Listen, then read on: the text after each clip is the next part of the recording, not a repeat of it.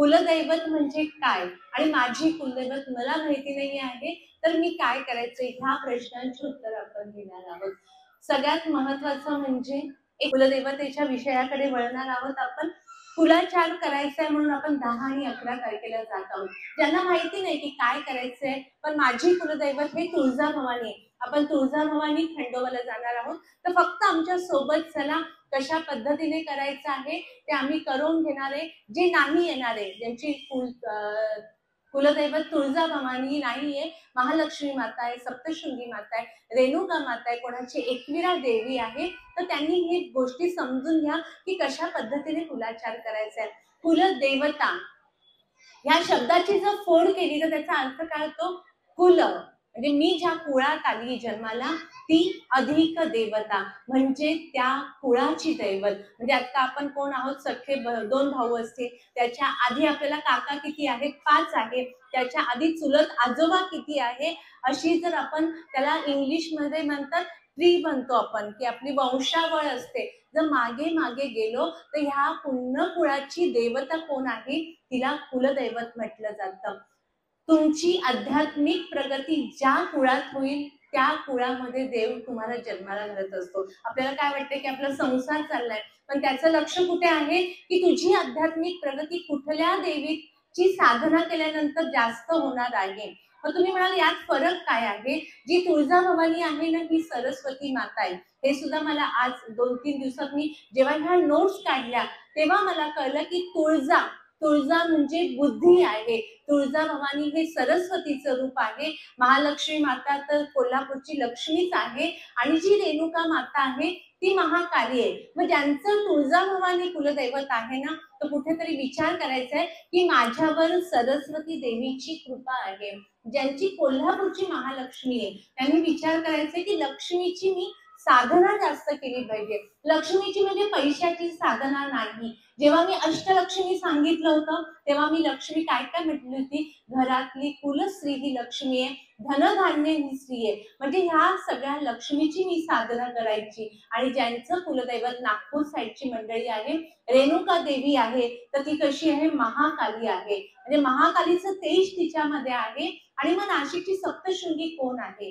शास्त्राप्रमाणे असं म्हणतात की ते अर्धपीठ आहे, पण ते अर्धपीठ नाही आहे. दुर्गा सप्तशतीमध्ये तुम्ही रात्री सूक्त जर वाचलं तर त्याच्यामध्ये याचा उल्लेख आहे. दुर्गा सप्तशतीच्या ग्रंथावर सुद्धा फोटो कोणाचा आहे?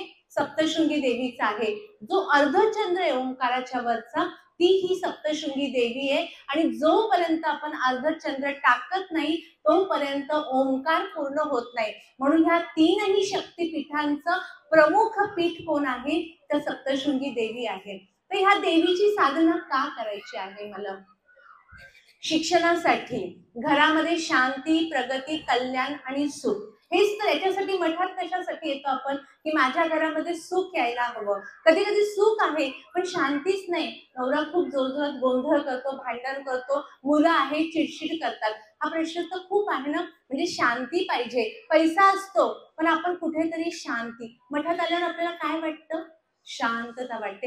ही शांतता आपल्या घरी यावी असं वाटत असतं ना आपल्याला. सुख, शांती, समाधान, कल्याण माझं आणि माझ्या कुळाचं. आपली इच्छा काय असते? माझं, माझ्या मुलाचं, माझ्या नातूचंही व्यवस्थित हवं. आजीबाई ज्या असतील ना त्यांचा नातूमध्ये किती जीव असतो. म्हणजे फक्त माझ्या मुलांचं नाही, माझ्या नातवांचं पण चांगलं व्हावं. सुख, शांती, प्रगती, कल्याण माझ्या कुळाचं व्हावं म्हणून कुलदेवतेची. म्हणजे आल्यात ना सगळ्या गोष्टी त्याच्यामध्ये. लक्ष्मी पण आली. समाधान केव्हा असतं? जेव्हा महिन्याचा पगार चांगला पुरतो, बँकेत थोडे बॅलन्स असतात, गाडी असतं, घर असतं स्वतःचं. मग आपल्याला कुठेतरी वाटतं की अरे खूप वर्षापूर्वी लग्न झालं तेव्हा तर अगदी प्लॅस्टिकचे भांडी 2 भांडी घेऊन मुंबईला आलो होतो, पण आज स्वतःचं घर आहे, एक छोटीशी गाडी आहे, थोडंसं सोनं नाणं पण आहे आणि बँक बॅलन्स पण आहे. मग कुठेतरी आपल्याला स्वतःचा अभिमान वाटतो आणि सेटल, म्हणजे आपण त्याला इंग्लिशमध्ये सेटल शब्द, की आता आम्ही सेटल झालो आहोत. पण त्यातनं आपल्याला काय मिळत असतं? समाधान. ह्या सगळ्यासाठी कुलदेवतेची सेवा करायची असते. त्याच्या पलीकडे संरक्षण देवता आहे. कुलदेवतेला दुसरा शब्द द्यायचा ठरला तर ती संरक्षण देवता आहे. सकाळी मिस्टर घरातनं बाहेर पडतात, संध्याकाळी ते व्यवस्थित येतात. आपल्याला काही त्याचं एवढं महत्व वाटत नाही. मुलं घरातनं बाहेर जातात, येतात, पण कधीतरी विचार करा की ही सगळी मंडळी घरी व्यवस्थित येतात त्याच्या मागे कोण कारक आहे. ही जी कुलदेवता असते ना, सतत आपल्या पाठीशी संरक्षण देवता असते. त्यामुळे एक नियम बनवायचा, जेव्हा मुलांनाही लहान असताना नियम बनवा की घरातनं जाताना स्वामींचा, देवीचा, कोणत्याही देवाचा फोटो असेल ना, तर त्यांना निघताना सांगायचं मी शाळेत जाऊन येतो, मी कामाला जाऊन येतो, हे त्यांना सांगायचं. आणि आल्यावर हातपाय धुवायचे आणि आलो मी घरी हा नियम करायचा. जर समजा तुम्ही सकाळी सांगून गेलात आणि आल्यावर सांगितलं नाही तर देव तिथं तिष्ठत उभा राहिलेला असतो आपल्या संरक्षणासाठी. त्यामुळे उद्यापासनं आपल्या मुलांना, मिस्टरांना तुम्ही पण भाजी घ्यायला कुठे कामाला जातात ना, तर देवाला एक क्षणभर प्रार्थना करा की देवा मी जरा बाहेर जाऊन येते. रस्त्याने बघा चालता जाता कोणाचा तरी ऍक्सिडेंट होतो आणि आपल्याला काही होत नाही. आपल्या पाठीशी कोण असतं? आपलं कुलदैवत असतं. स्वामी गुरु नंतर येणार आहे, आधी कोण आहे? आई आहे. आई आणि वडील दोन असतात ना, तर आई ही बघा मुलं जेव्हा बरोबर जातो तर आईचं ना घारीसारखं लक्ष असतं. गार्डन मध्ये मुलांना जरी सोडलं खेळायला तरी घारीसारखं तिचं लक्ष असतं की आपलं बाळ कुठे, किंवा ते कुठं रडायला लागलं तरी पटकन आईच्या हृदयात लक्षात येतं अरे कुठेतरी माझ्या बाळाचा आवाज येतोय. एवढ्या आवाजातनं आपल्या मुलाचा आवाज आपल्याला ओळखायला येतो. म्हणजे ती कोण आहे? कुलदेवता आहे. त्यामुळे उद्यापासून नियम करा की मी आई, देव, स्वामी कोणीही तुमचं जे इष्ट आहे घरातनं निघताना सवय करा, जाताना सांगायची ज्या कामासाठी जात आहोत, आणि आल्यावर आठवणीने पाय धुवायचे आणि मी आलो आहे एवढा निरोप त्यांना द्यायचा आहे.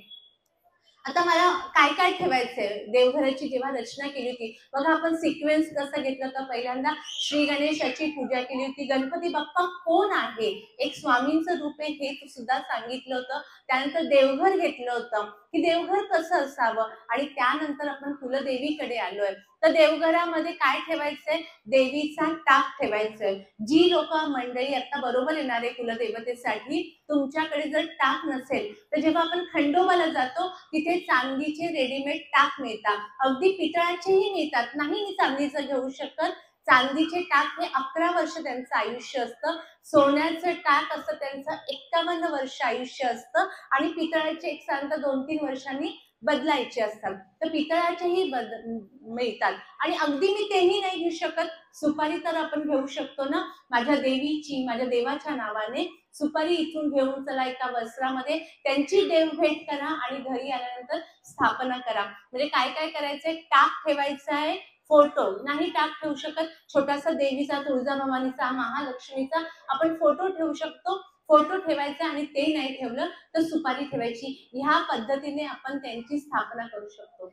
देवघरात कळस कोण कोण ठेवतं? कलश असतो ना पाण्याचा, तरी खूप कमी हात आहेत.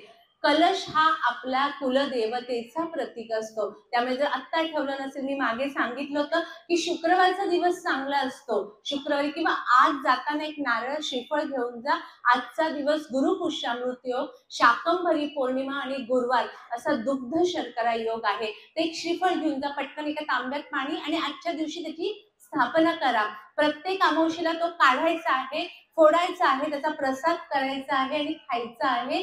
तुम्हाला वाटलं तर तसं नाही करायचं तर मग त्याचा त्याला कोंब फुटतो आणि मोठा होतो. अशा 2 पद्धतीने. पण कलश, ज्या घरात दिवा आहे त्या घरामध्ये कलश हा असलाच पाहिजे. ऍक्च्युली मागच्या वेळेस हा पॉइंट सांगितला होता की जिथे अग्नी असतो, दिवा लावतो ना, तर शास्त्राप्रमाणे आपण तिथे उभं राहिलं पाहिजे. पण आपण दिवा लावून किती वेळ देवाजवळ उभं राहणार आहे?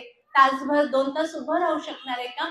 मग त्याचं प्रतीक, माझं प्रतीक म्हणून कलश ठेवायचा आहे. त्यामुळे आवर्जून सगळ्यांनी, फक्त ताई बोलताय, आपण येतोय जातोय प्रसाद खातोय असं करू नका.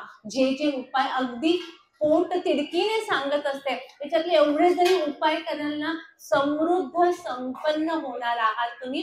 तर प्रयत्न करायचा आहे की कलश ठेवायचा आहे. अगदी हट्टी मुलं आहात, पुन्हा पुन्हा पुन्हा सांगावं लागतं की हे करा हे करा. आणि परत माझ्याकडे तुम्हाला आश्चर्य वाटेल, तुम्ही निघून जाता 11:30 ते 12 पर्यंत मी इथे बसलेली असते. सगळेजण मला भेटायला येतात, ताई मुलं खूप चिडचिड करतात, ताई पैसाच पुरत नाही. हजारो, जर मी सगळे युट्यूबरचे जर उपाय, लिटरली 1000 पेक्षा जास्त उपाय सांगितले, त्यातले 10 जरी तुम्ही उपाय करणार आहात ना, तर तुमच्या घरामध्ये लक्ष्मी आणि समृद्धी येणार आहे.